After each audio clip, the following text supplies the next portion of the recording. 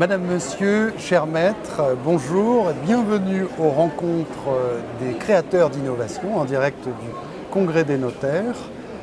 Pour ce Congrès des notaires, Quai des notaires a voulu faire vivre l'innovation. Et dans l'innovation, il y a aussi les nouvelles manières de manager. Et bonjour Marianne Genevrier.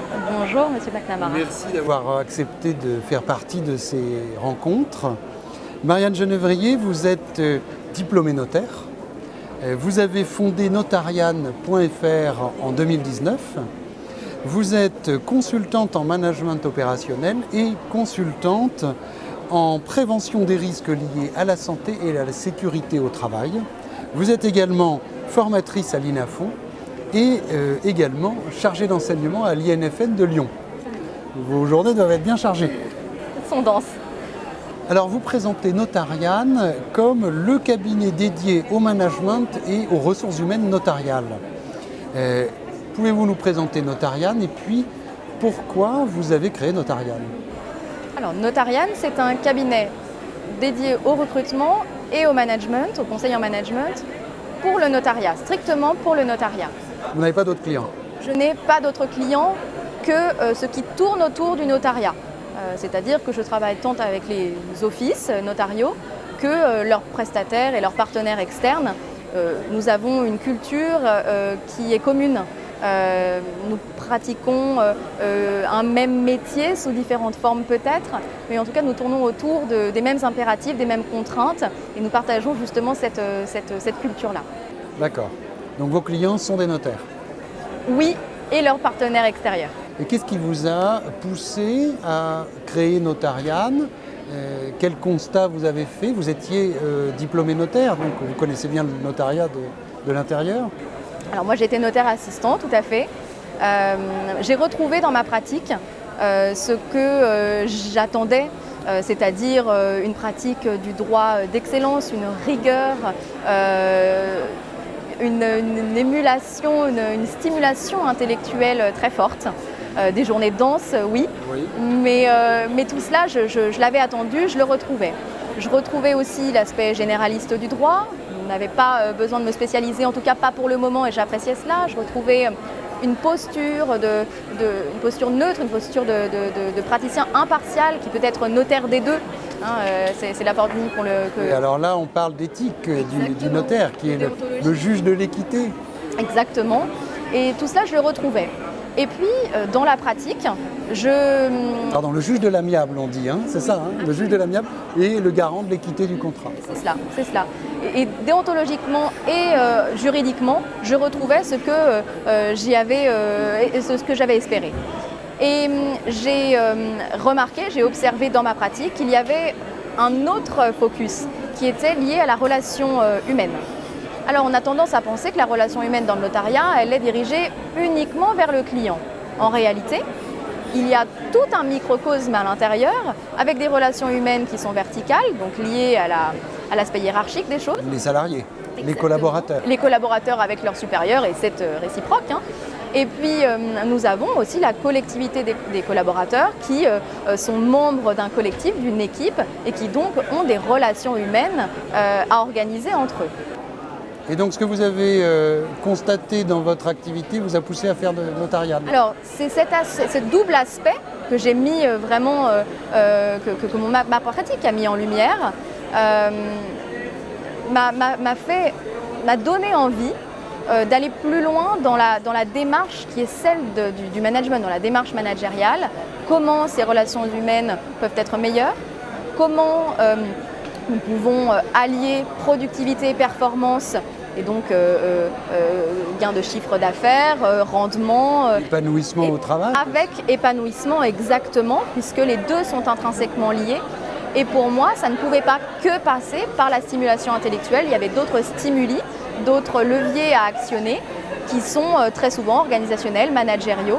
Et j'ai souhaité donc actionner cela par le biais de Notarian, j'y viens, qui répond à ces demandes-là, à ces impératifs, tout en, bien entendu, respectant les contraintes du notariat par le partage d'une même culture dont on parlait tout à l'heure. Alors, ça me fait penser à un sondage que j'ai vu récemment, il y a quelques semaines, qui a été fait par le site Choose Your Company et qui classait le pire job de l'année 2020. Et en interrogeant des collaborateurs ou des salariés d'entreprise.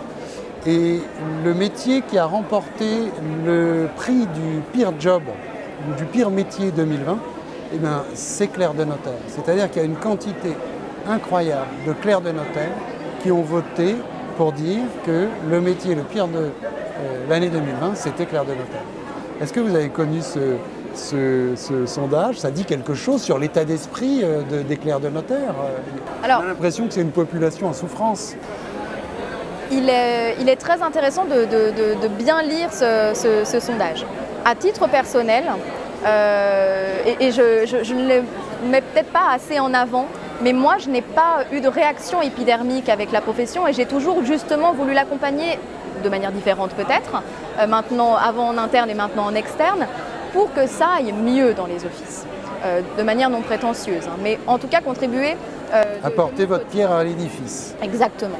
Et il est vrai que dans le notariat, tout n'est pas idyllique, mais dans aucune profession, ça ne l'est.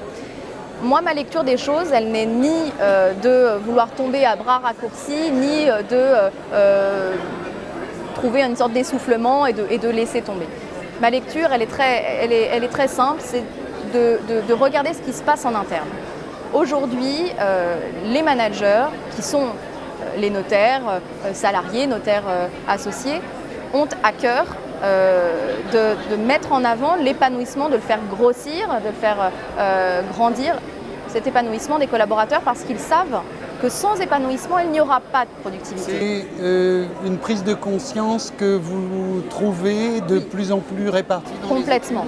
C'est exactement cela. C'est alors, ne dirigeant Notarianne que depuis 3 ans, je ne peux pas me permettre de dire que ça n'était pas le cas avant. Je pense que la société évolue, les besoins du notariat sont différents, les exigences des clients le sont également, les outils, mais on en parlera peut-être plus tard, sont également plus perfectionnés. Donc la lecture est peut-être différente, mais en tout cas l'épanouissement, et les managers l'ont à l'esprit, est primordial et indispensable si on veut aller vers la performance. Mais il y a aussi un deuxième élément. Les employeurs, que sont les notaires, sont également des recruteurs. Aujourd'hui, il y a une véritable problématique liée au recrutement. Si un office a eu des départs, a connu des retraits, ce qu'on appelle un retrait de l'organisation de la structure notariale, et que cela n'a pas été uniquement du fait d'une mutation d'un conjoint ou que ça a été parfois mal vécu, puis qu'il y en a eu en réaction, en chaîne, etc. Tout cela, ça se sait dans le notariat, les gens parlent, c'est un petit monde. Oui, ça rend plus difficile les recrutements. Exactement, parce que les personnes peuvent également vouloir intégrer votre office, et puis si elles-mêmes finissent par partir, c'est un cercle vicieux. Oui, donc il y a à la fois la relation humaine dans le management et l'épanouissement, et puis le recrutement. Exactement, mais c'est un vecteur d'attractivité. Et ça, ils l'ont bien à l'esprit. Et de toute façon, on ne pourra pas aller vers un recrutement qui fonctionne, qui est durable, avec quelqu'un qui reste plus que quelques semaines, voire quelques mois, sans épanouissement des personnes qui sont en interne, mais ceux aussi qui doivent venir, qui doivent arriver, intégrer l'équipe, ça ne sera pas possible. Donc en fait, c'est du gagnant-gagnant, hein. Et moi, j'ai cette lecture-là. Alors concrètement, comment ça se passe? Vous arrivez dans une étude et puis qu'est-ce qui se passe? Que faites-vous? Alors d'abord, on me contacte. Oui. Je suis missionnée par les offices eux-mêmes. Alors, de manière assez variée, des collaborateurs qui me joignent, parce qu'eux-mêmes vivent des problématiques en interne et sont managers, parce que notaire salarié, chef comptable, chef formaliste, il y a des cadres, une multitude de cadres dans l'entreprise notariale. Là, vous venez dans l'entreprise. Et là, on commence à discuter de ce que je peux leur proposer par rapport à une problématique qui m'expose au préalable. Ou alors, je suis appelée par les associés directement, comme tout chef d'entreprise le ferait, parce que rappelons-nous que l'étude notariale est une entreprise à part entière, donc finalement, ça n'a rien d'extravagant que de faire appel à un prestataire extérieur comme un consultant en management. Et puis après, ils m'exposent leurs problématiques et puis on décide ensemble de l'outil, de la prestation de service qui permettra de répondre à leurs attentes, à leurs besoins. C'est-à-dire que vous avez plusieurs cordes à votre arc, plusieurs outils que vous déployez dans les études? Plusieurs prestations, plusieurs missions. Notarian accompagne le notariat sous 4 missions clés, 4 piliers. Et chacune est en réalité assez indépendante, mais en même temps complémentaire et interconnectée. On a le recrutement, on a tout ce qui a trait au coaching, individuel ou collectif, qui est une méthode qui est ponctuelle, mais qui peut être également régulière, ou alors qui permet d'acter sur une prise de décision très compliquée, ou d'avoir besoin d'un contradicteur, enfin c'est très varié. Le coaching, c'est une aide, ça met de l'huile dans les rouages, comme on dit, ça fait passer des caps, des transformations de l'entreprise. S'il est collectif, ça peut mettre de l'huile dans les rouages. En tout cas, c'est l'un des avantages. Recrutement, coaching, formation. Des dirigeants. Formation continue des dirigeants, mais aussi des collaborateurs, parce que le management, c'est aussi un impératif de qualité et donc de satisfaction client. Et donc, on a besoin de travailler sa relation client. Donc, ça peut évidemment intéresser les collaborateurs qui sont au premier plan, tout type de postes confondus. Formation, alors là, ça regarde davantage les étudiants à l'INFN, comme vous l'avez indiqué tout à l'heure. Et puis, la prestation phare de Notarian, c'est la démarche managériale et organisationnelle, que l'on peut appeler diagnostic, que l'on peut aussi qualifier d'audit, et au sein de laquelle, c'est à tiroir, se trouve la conduite de changement en faveur d'un accompagnement du notaire qui souhaiterait mettre en place une transformation numérique et digitale dans son entreprise. Alors justement, actuellement, le notariat connaît beaucoup de transformations. On voit des groupes de notaires de plus en plus nombreux, de plus en plus de multi-office aussi, et puis du télétravail. Avant, on avait peu de télétravail, aujourd'hui, on en voit de plus en plus. Est-ce que dans ce contexte, le numérique est la solution, d'après vous? Alors, le numérique est une solution. Parce que vous indiquez effectivement que le paysage notarial change, que nous avons un bouleversement avec des mises en réseau, des fusions, des coopératives. Nouveaux outils aussi. Exactement. Mais nous avons aussi des tout petits offices qui grossissent assez rapidement, qui sont les créations.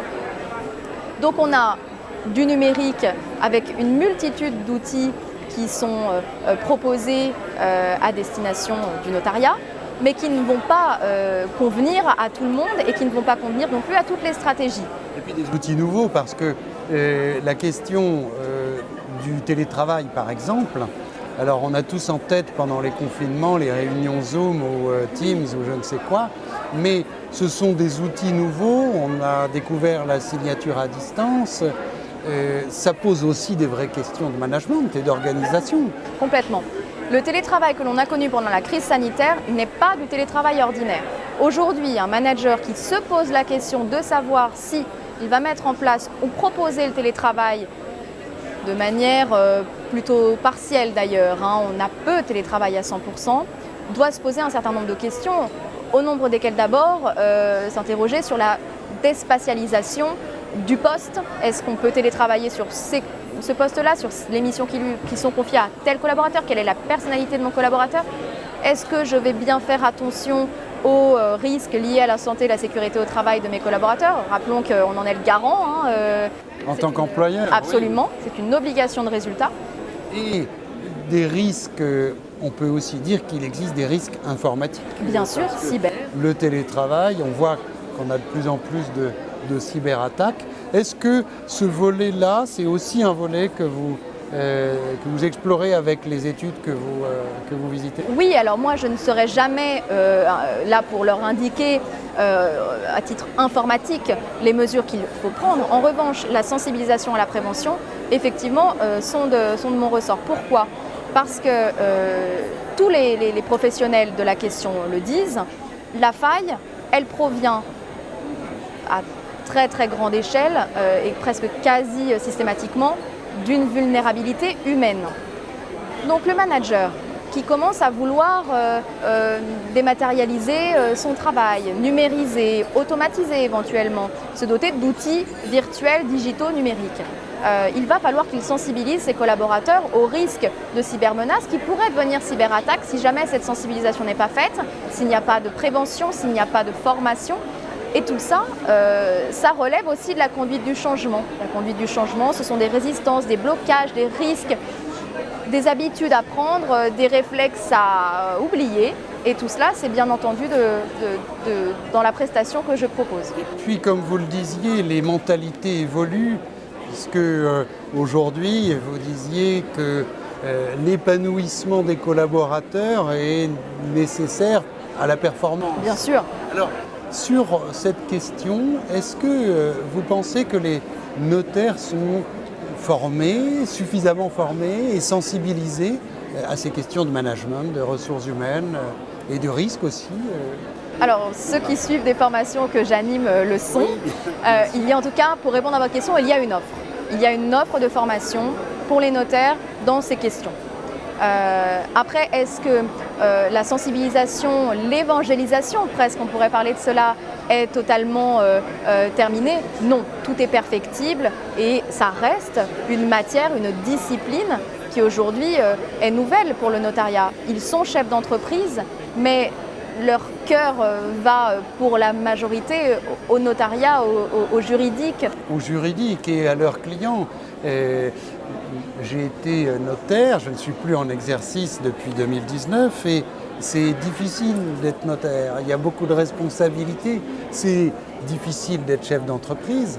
Et alors ça fait tellement mal au cœur de voir une profession dans laquelle les collaborateurs jugent que c'est le pire métier. J'aimerais beaucoup ne plus jamais voir ça. À votre avis, qu'est-ce qu'il faut changer pour que le management dans le notariat soit meilleur, ou en tout cas que les collaborateurs soient plus épanouis et qu'on n'ait plus jamais le premier prix du pire métier? Alors, il sera difficile de répondre à cette question sans état des lieux réalisé dans chaque office pris distinctement, puisque le management, c'est du sur-mesure, à chaque fois. De la personnalisation, absolument pas de la solution préconstruite. Donc, il faudrait se placer dans chaque situation, avec chaque personnalité. En réalité, parfois, la solution n'est pas si compliquée. Très souvent, les défaillances managériales, les difficultés qui sont exprimées résultent d'une mauvaise communication, de malentendus, de mésententes. Tout cela, c'est de la psychologie. Oui, beaucoup de psychologie, beaucoup d'intelligence émotionnelle aussi, beaucoup d'écoute. Intelligence émotionnelle, psychologie. Tout à l'heure, pas tout à l'heure, mais ces derniers jours, pour préparer cette réunion, vous m'avez dit que vous n'aimiez pas le prêt-à-penser dans le management. Dois-je comprendre qu'il n'y a pas des solutions de management ou des schémas organisationnels qu'il faut plaquer et que c'est pas comme ça qu'on y arrive? Non, absolument pas.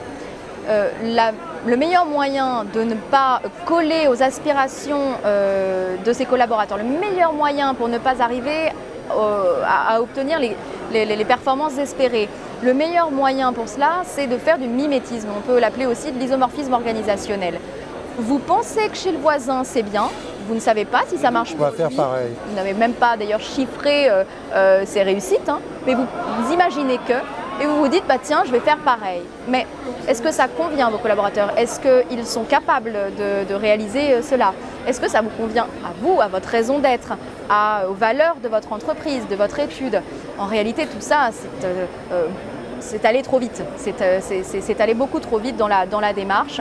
Et donc, comme d'habitude, on revient à la base, c'est-à-dire un diagnostic précis qui peut parfois ne pas être extrêmement agréable parce que c'est un diagnostic toujours dysfonctionnel. On dit ce qui va bien, les forces, on dit aussi ce qui va mal et les faiblesses.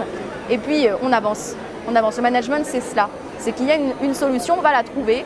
Ce ne sera peut-être pas la première à laquelle on pensera. On va tester, retester, repenser les choses. Alors vous parlez, c'est très intéressant, d'intelligence émotionnelle et puis de relations, de communication. Est-ce que, ou plutôt quel serait votre conseil aux notaires pour être de bons managers et que dans leur étude, eh bien, tout se passe bien et que les gens soient épanouis. Si vous aviez un conseil ou deux, c'est quoi votre conseil? Bon, pas de baguette magique toujours. En tout cas, ce qui permet d'apaiser les situations, les tensions quand elles existent, c'est l'écoute. C'est l'échange, l'écoute, la communication. Toujours pareil. Essayer de comprendre quels sont les leviers motivationnels de son collaborateur. Pourquoi l'augmenter ne suffit pas? Qu'est-ce qu'il veut? Pourquoi il veut du télétravail? En quoi ça va l'arranger? Pourquoi travailler dans un... Comprendre. Exactement. Essayer de comprendre, voir si on peut lui accorder ce qu'il demande, à quelle échelle et dans quelle organisation cela va pouvoir s'introduire et s'intégrer. En tout cas, d'abord une écoute du temps. On n'est pas obligé de passer 3 heures par an en entretien individuel. En réalité, lorsqu'on apprend quelque chose en entretien individuel, c'est que d'un certain côté, on ne connaît pas suffisamment bien ses collaborateurs. Oui, de l'écoute. Du temps chaque semaine, si c'est possible, avoir peut-être des équipes un peu plus restreintes pour pouvoir avoir un contact direct plus rapproché. Je crois que cette crise sanitaire nous a tous bien montré que les échanges humains et l'aspect animal-social étaient bien là. On a besoin de ça. Et je pense que c'est une bonne première méthode. Je suis d'accord avec vous, j'ai beaucoup de plaisir à entendre ce que vous dites. Je pense que nous sommes des êtres de relation en fait et j'espère que vos conseils, écoute, échange, communication vont aider les notaires et je vous remercie beaucoup. C'est moi, Monsieur McNamara. Pour votre intervention et je vous dis à très bientôt. Très bien. Merci pour cette deuxième rencontre des créateurs d'innovation. C'était Marianne Genevrier pour le management. À très bientôt.